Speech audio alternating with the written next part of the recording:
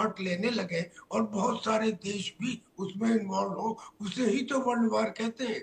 वो world war बनना शुरू हो हम्म। जाएगा। अब थोड़ा सा मैं जरा सा आपको बताना चाहता हूँ ग्रीनलैंड की लिटिल हिस्ट्री। 1941 में एक ट्रेटी हुई थी। उस ट्रेटी में अमेरिका को ये कहा गया था कि आप ग्रीनलैंड को डिफेंस देंगे। जी। अब कोल्ड वार के पीरियड में 1951 में 10 साल बाद अमेरिका ने वहां पे अपने बॉम्बर्स, अपनी मिसाइल्स और अपने वेपन्स वहां पर डिप्लॉय कर दिए।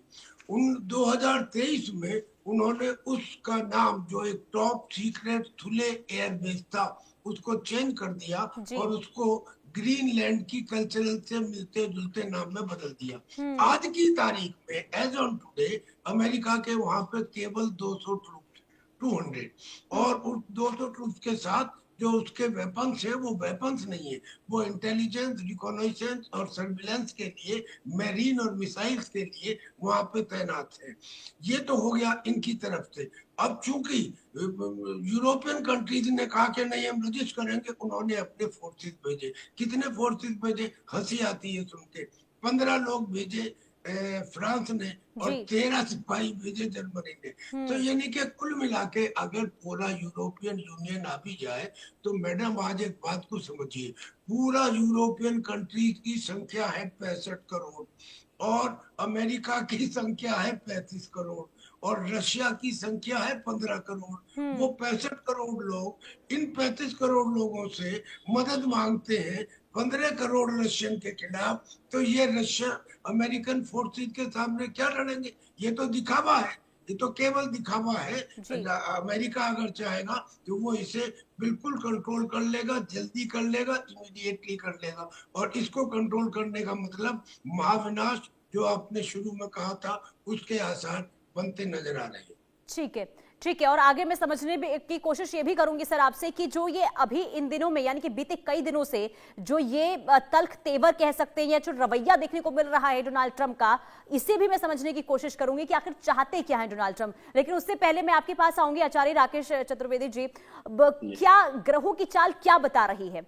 जो अभी हालात अलग अलग हिस्सों में देश के बने हुए हैं, क्या हो सकते हैं आने वाले दिनों में? पुनीता जी, सर्वप्रथम तो आपको वंदन है, और आदरणीय त्यागी जी को भी मेरा प्रणाम है। देश की सेवा में इन्होंने अपना जीवन बिताया है, तो सत सत नमन इनको। दो चीजें पुनीता जी, आप ही के इस मंच पर मैंने कहा था 31 तारीख को, नववर्ष आरंभ से एक रात्रि पहले ही, जी। कि इस 2026 के वर्ष में लोग चिल्ला तो रहे सूर्य का वर्ष है, निर्माण का, लेकिन भूल रहे हैं कि यह वर्ष जो है वह गुरु प्रधान है, गुरु शनि हम्म। प्रधान, क्योंकि शनि जो है मीन राशि में विराजमान रहेगा। 23 फरवरी के बाद जो है मंगल राहु की युति, उसके बाद मंगल शनि की युति का निर्माण होगा। इस वर्ष में हर कोई राष्ट्र, जैसा कि आदरणीय त्यागी जी ने कहा कि बिखरी तो हुई है, लेकिन एक चीज आपको देखिए, विश्व युद्ध जैसी स्थिति तो लगेगी, लेकिन विश्व युद्ध होगा नहीं।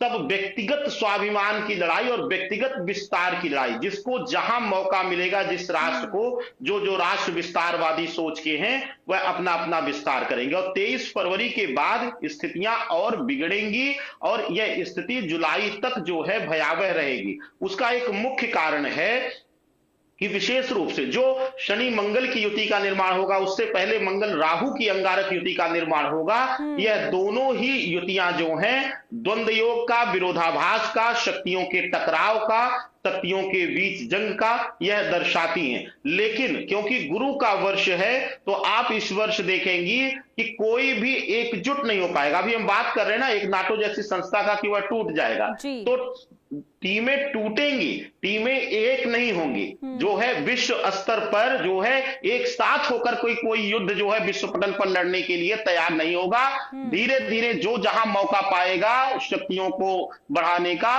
वह अपने अपने लोभ लालच में राष्ट्र रहेगा। इसी प्रकार के संयोग पूरे वर्ष देखने को मिलेंगे, खास करके जुलाई तक स्थिति रहेगी। अब यहां पर एक और बात समझने की चीज है, नव संवत्सर जब लगेगा, यानी 19 मार्च के बाद जो स्थितियां बन रही हैं, 19 मार्च के दिन आप देखेंगे कि एक ही राशि में जो है शनि, राहु, मंगल और सूर्य एक साथ विराजमान रहेंगे। जी। तो नव संवत्सर जो सनातन संवत्सर आरंभ हो रहा है, उसमें एक चीज और देखने को मिलेगा। इसका हमने ऐलान पहले ही कर दिया था भविष्यवाणी, आप ही के मंच पर 5 मुख्य भविष्यवाणियों में, कि कई राष्ट्रों में जो है वैश्विक स्तर पर देखा जाएगा कि सत्ता को लेकर के विरोध, जन आक्रोश, इस तरीके की चीजें, और ये चीज जो है अमेरिका में भी देखी जा सकती है और बहुत जल्द देखी जा सकती है कि ट्रंप के खिलाफ वहां के लोग ही सड़कों पर उतर सकते हैं, सड़कों पर उतरने पर मजबूर हो सकते हैं। इस तरीके की स्थितियां, परिस्थितियां बनती हुई ग्रहीय संयोजन में जरूर दिखाई दे रही हैं। और जैसा कि आपने कहा कि क्या महाप्रलय आ रहा है, कल्कि आ रहे हैं, राम से पहले परशुराम आए थे। एक बार तो जो है सूक्ष्म विनाश होगा ही, उसके बाद धर्म युद्ध आरंभ होगा। तो अभी कल्कि के आने में विलंब है, लेकिन उनकी छवि, उनकी छाया जरूर धरा पर इस वर्ष देखी जा सकती है। ठीक है, ठीक है। यानी कि देखिए अलग अलग तरीके से जो यहाँ पर इस वक्त स्थिति बनती हुई नजर आ रही है, तो कहीं ना कहीं जो आपने जानकारी दी कि फरवरी में, मार्च में क्या स्थिति बन सकती है, लेकिन कर्नल टीपी त्यागी सर, जरा ये भी समझना बहुत जरूरी हो जाता है कि ये एक के बाद एक जो डोनाल्ड ट्रंप का रुख इस वक्त हम देख रहे हैं, खास करके ग्रीनलैंड को लेकर उन्होंने अब टैरिफ को लेकर यहाँ पर सीधे तौर पर कह दिया है। ये जो धमकी टैरिफ को लेकर दी जा रही है, इसके अलावा ईरान को लेकर पहले उनका हमने तल्ख तेवर देखा, इसके बाद ये जानकारी सामने आई कि अब ईरान को वो धन्यवाद करते हुए नजर आ रहे हैं क्योंकि फांसी की सजा टाल दी गई है, और दूसरी तरफ गाजा पीस प्लान पर उनकी चर्चा हो रही है। तो ये अलग अलग तरीके से जो उनका अलग अलग रूप देखने को मिल रहा है, ये क्या रणनीति हो सकती है क्या डोनाल्ड ट्रंप की? इसमें ये समझने में कोई रॉकेट साइंस नहीं है कि Donald Trump is a mercurial leader. इनकी माताजी ने शायद ये कहा था कि he is a disaster if he joins politics. ये भी कहा था कि he is an idiot without common sense. ये उसकी माताजी के कहे हुए शब्द हैं। खैर, नेवरदीलेस अब आज की तारीख में इन्होंने जो एक सिचुएशन क्रिएट कर दी है, क्योंकि अमेरिका एक पावरफुल कंट्री है and he happens to be the president of America. इन्होंने क्या सिचुएशन क्रिएट की, वेनेजुला का तो सारी दुनिया ने देखा। अब इन्होंने क्यूबा से कह दिया कि तुम लोग मैक्सिको के साथ डकैती डाल रहे हो, तुम्हारे फौजी ट्रूप वहां जाते हैं और तुम उनसे सिक्योरिटी के बहाने तेल लेते हो, और वो जो फौजी ट्रूप थे वो मादुरो की सुरक्षा में लगे हुए थे, जिन्हें मैंने तो 35 मिनट के अंदर मार गिराया। तो क्यूबा भी उनके सामने हाथ जोड़ के खड़ा हो गया, अच्छा जी जैसा आप कहेंगे हम मानेंगे। मैक्सिको से कहा कि तुमने अपने ड्रग कार्टल्स रखे हुए हैं, उन ड्रग कार्टल्स के ऊपर मैं अंदर घुसकर अटैक करूंगा। मैक्सिको बेशक मना करते रहे, मगर ये भी होगा। ऐसे ही और लेटर कंट्रीज में भी होगा। भारत के साथ उन्होंने टैरिफ तो बढ़ाया, अब ये कह दिया कि वो सारे देश जो ईरान के साथ व्यापार करते हैं, उन सब देशों के ऊपर इसी इफेक्ट से भी इमीडिएट इफेक्ट 25% एक्स्ट्रा टैरिफ लगा दी जाएगी उन देशों में। हालांकि भारत का व्यापार ईरान से कम है, लेकिन ज्यादातर देश आ गए, खास तौर पे चाइना उसमें आ गया। यानी कि ये सब डिस्कॉन्टेंटमेंट गिना रहा हूं मैं आपको। और उधर अब उन्होंने ईरान के ऊपर तो ये कह ही दिया कि आपने वहां पे जो प्रोटेस्ट कराए हैं उनको आप गोली मार रहे हैं, लिहाजा मैं इंटरवीन करूंगा। और हर जगह इनका एम है क्या, और दूसरी तरफ तैयारी भी हो रही है सर, क्योंकि अभी दूसरा एयरक्राफ्ट कैरियर जो है वो भेजा गया है। दो एयरक्राफ्ट कैरियर, अब्राहम लिंकन, दूसरा एयरक्राफ्ट कैरियर जो कैरेबियन सी से मंगाया गया है। 2 एयरक्राफ्ट कैरियर, 3 वारशिप पहले से मौजूद है, और उसके साथ साथ में जो उनकी न्यूक्लियर सबमरीन है वो वहां पे मौजूद है। तो ये इतने उन्होंने ऐसी F-35, F-16 राफ्टर एयरक्राफ्ट, हर तरह का हर वो अपाचे हेलीकॉप्टर, चिनूक हेलीकॉप्टर, ये सब उन्होंने तैयार किए हैं। और लेकिन ये सब तैयार हो जाने के बाद में भी सिचुएशन ये है, और मेरा ख्याल है पंडित जी ने बड़ी बढ़िया बात बताई, भाई साहब ने, राकेश जी ने, कि मीटियोरिक राइज गेट्स ए मीटियोरिक फॉल। ये भी पॉसिबल है कि अगर ईरान के ऊपर अमेरिका ने एक्शन लिया, और अगर ईरान ने जो मिलिट्री बेसिस हैं अमेरिका के मिडिल ईस्ट में, कतर में, बहरीन में, सीरिया में, यूएई में, सऊदी अरेबिया में, और उसने उनके ऊपर अटैक किया, वो पहले ही डर गए हैं, उन्होंने मना कर दिया है कि हम अमेरिका को यहाँ से ऑपरेट नहीं करने देंगे, तो क्या स्थिति होगी? दुनिया में केवल एक देश है अमेरिका जिसके 80 मिलिट्री बेसेस हैं ऑल ओवर द ग्लोब, और यही उसकी ताकत भी है और कमजोरी भी, क्योंकि जो 80 बेसेस हैं वो अलग अलग देशों में है, और उन देशों में अगर अब इसकी पॉलिसी से तंग आके उन्होंने उनके बेसिस के ऊपर अटैक किया तो वहां पे उनके 5,000, 4,000, 7,000 इतने सैनिक है, उन सबको कंट्रोल किया जा सकता है। जी। लिहाजा कोई चीज एब्सोल्यूट नहीं होती, कोई चीज एब्सोल्यूट नहीं होती। इस वक्त डोनाल्ड ट्रंप जो कर रहे हैं दुनिया के लिए वो विनाशक है, वो 100% और विनाशक सैन्य है। ताकत तो और दिखाते ही हैं, साथ ही साथ अब टैरिफ वाली धमकी भी दी जा रही है।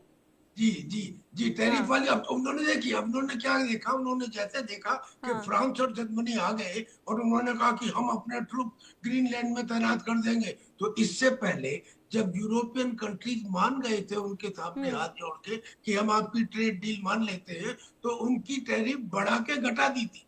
अब उन्होंने कहा कि अगर जो कंट्री मेरी प्लान क्या है, ग्रीनलैंड को कब्जा करने की, जो उनको साथ नहीं देंगी उनके ऊपर मैं टैरिफ बढ़ा दूंगा। यानी कि उन्होंने नेटो कंट्रीज के ऊपर ऑलरेडी टैरिफ बढ़ाने की घोषणा कर दी। तो वो जब आए थे ना तभी उन्होंने कहा था कि 2-3 शब्द बड़े अच्छे लगते हैं, फेथ, ब्यूटी, लेकिन 2 शब्द और हैं जो अच्छे लगते हैं, एक टैरिफ, दूसरा सैंक्शंस। और टैरिफ और सैंक्शंस के बहाने ही ये डोनाल्ड ट्रंप दुनिया के और देशों को कब्जा करने की या सबसर्विएंट अपने अपने अधिकार में लाने का जो इनका सिलसिला है वो जारी है। ग्रीनलैंड मुझे हो सकता है कि इट में be the last spoke in the wheel, लेकिन और सर इसमें मैं एक चीज और ऐड करूंगी, जो अभी चेतावनी दी गई है फ्रांस की तरफ से, तो इसके बाद क्या माना जाए कि रुख बदल सकता है डोनाल्ड ट्रंप का? क्या आगे एक्शन क्या हो सकता है डोनाल्ड ट्रंप की तरफ से? Certainly not. फ्रांस है क्या? फ्रांस अगर फ्रांस में, जर्मनी में, यूके में, या वो जो वहां पे 31 देश है नेटो के, उन देशों के अंदर ताकत रही होती, अगर उन देशों में ताकत रही होती तो वो फिर अमेरिका से मदद नहीं मांगते रशिया के खिलाफ। वो अमेरिका के पास गए क्यों मदद मांगने कि आइए हमें मदद कीजिए? NATO without America means only with European countries has got no power. उनका बाउल जो है वो बहुत बड़ा है, रशिया का छोटा है। इन लोगों को अगर ये कहीं अपने एक सिपाही को भेजते हैं तो उससे पहले 1,000 खर्चे उसके पूरे करने पड़ते हैं। यही कारण है कि अब अगर फ्रांस और जर्मनी कुछ अमेरिका के खिलाफ करते हैं तो रशिया इमीडिएटली नेटो के खिलाफ करेगा, क्योंकि रशिया पहले से परेशान है। उसके जो उसने कहा था कि नेटो जब डिसइंटीग्रेशन हुआ था 1991 में, तो ये कहा गया था कि जो ईस्टवर्ड एक्सपेंशन नेटो का नहीं होगा। तब 14 कंट्री थी, आज 32 हो गई। पिछले 4 साल के युद्ध में ही 2 और कंट्रियों को ऐड कर लिया गया, फिनलैंड और स्वीडन। तो फिर वो तो खान खाए बैठा है रशिया। उसने कहा अगर अमेरिका बीच में नहीं आता तो मैं यूरोप को नष्ट कर दूंगा। हो सकता है कि बाबा वेंगा की जो भविष्यवाणी है, जैसे पंडित जी ने की है, वो ट्रू हो जाए, क्योंकि उसने कहा था कि 2026 में हो सकता है कि यूरोप के अंदर यूरोप का महाविनाश हो। ठीक है सर, माफी के साथ यहाँ पर रोकना चाहूंगी। बहुत शुक्रिया आप दोनों का इस चर्चा में जुड़ने के लिए। कुल मिलाकर देखिए, जो अभी जिस तरीके से विस्तार से तमाम चीजें बताई गई, और इसके अलावा जो ये बताया गया कि इस वक्त ग्रहों की चाल क्या बता रही है, क्या भविष्य हो सकता है, यानी कि जो हालात बन रहे हैं उसके पीछे की वजह क्या है, कुल मिलाकर देखना यही होगा कि अलग अलग हिस्सों में जो स्थिति बनी हुई है उसका असर आने वाले दिनों में क्या होता है। रुकते एक छोटे से ब्रेक के लिए, देखते रहिए इंडिया न्यूज।